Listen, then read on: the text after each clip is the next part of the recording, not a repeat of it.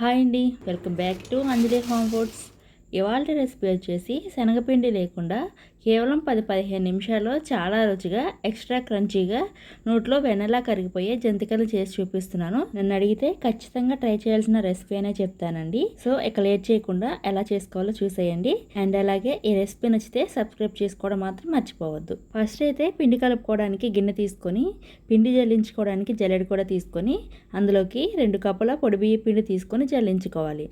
ఇప్పుడు జల్లించిన బియ్య పిండిని పక్కన పెట్టేసి నెక్స్ట్ మిక్సీ జార్ తీసుకొని అందులో 3/4 కప్పు దాకా పుట్నాల పప్పు తీసుకోండి. 1 టీ స్పూన్ దాకా వాము, 1/2 టీ స్పూన్ దాకా కారం, 1/2 టీ స్పూన్ దాకా ఉప్పు వేసుకొని ఫైన్ పౌడర్ లాగా గ్రైండ్ చేసుకోవాలి. గ్రైండ్ చేసుకొని జల్లించుకున్న బియ్య పిండిలోకి మొత్తాన్ని తీసుకోవాలి. పుట్నాల పప్పు పొడి మొత్తం కూడా బియ్య పిండిలోకి కలిసేలాగా కలుపుకోవాలి. బాగా మిక్స్ అయ్యాక 1 టేబుల్ స్పూన్ దాకా ఆయిల్ని వేసుకొని చేతితో రబ్ చేస్తూ పిండికి ఆయిల్ని బాగా పట్టించాలి. పిండికి ఆయిల్ని బాగా పట్టించిన తర్వాత 1 కప్పు నీళ్లు తీసుకొని కొద్ది కొద్దిగా పోసుకుంటూ పిండి ముద్ద అయ్యేదాకా కలుపుకోవాలి. నాకైతే పిండి కలుపుకోవడానికి టోటల్గా 2 కప్పుల నీళ్ళు అయితే పట్టాయండి. అందరికీ ఇలా నీళ్ళు పడతాయనేమీ లేదండి.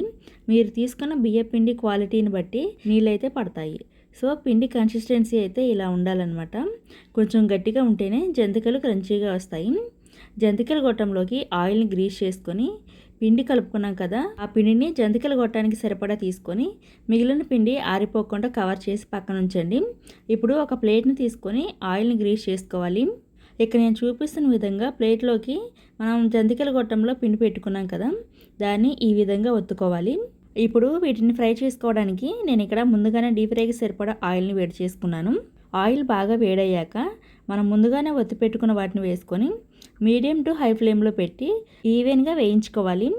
ఆయిల్లో వచ్చే నొరగ తగ్గి ఇలా క్రిస్పీగా అయ్యి కొద్దిగా కలర్ చేంజ్ అయిన తర్వాత ఆయిల్లో నుండి తీసేయండి.